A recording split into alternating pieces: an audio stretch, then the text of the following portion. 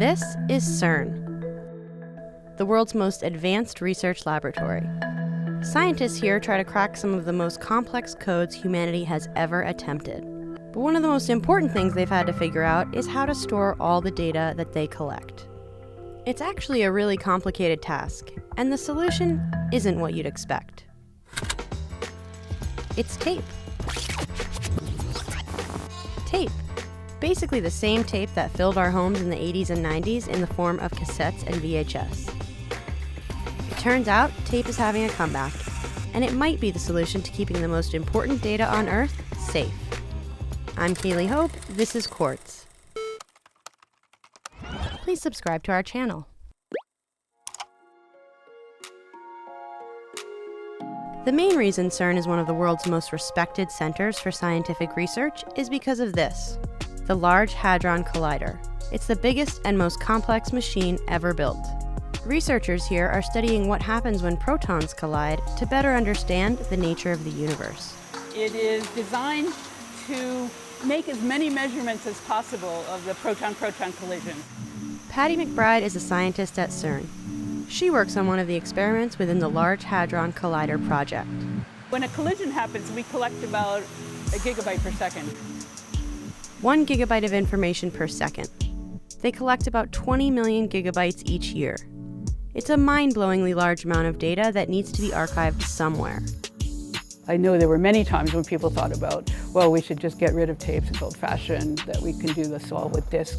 But in fact, tape has become a reliable and economic way of storing all the data. CERN has decided to store all this information on tapes because they're a cheaper and safer alternative to the hard disks that we all use to store stuff.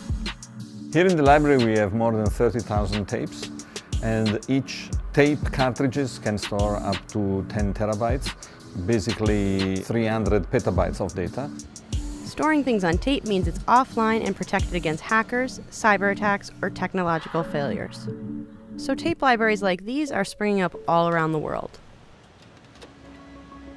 Research institutions, governments, and especially tech companies like Google, Microsoft, and Amazon are all using them.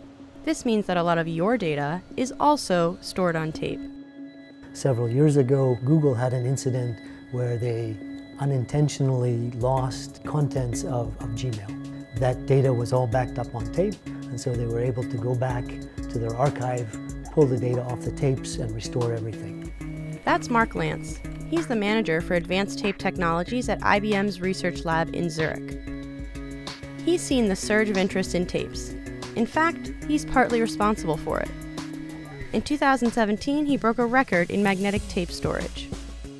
So today, we have 20 terabytes in a cartridge like this, but our demonstration has shown that we can, with the technologies we have here today, achieve capacities of 330 terabytes in this same form factor.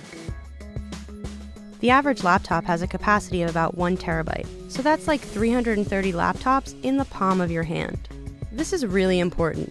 Hard drives have been getting smaller and smaller, but we're starting to reach a limit as far as how much we can cram into a single disk. Lantz says that tape has a long way to go before we hit that wall.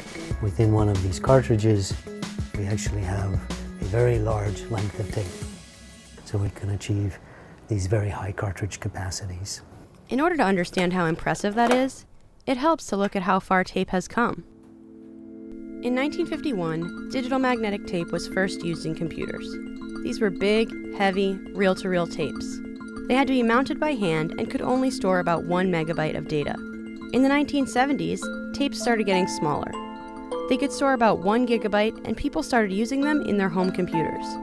Eventually, this led to LTO, Linear Tape Open, which came out in the year 2000. It's the type of palm-sized cartridge that Mark is talking about. Now we have thousands of these cartridges in robotic tape libraries across the world.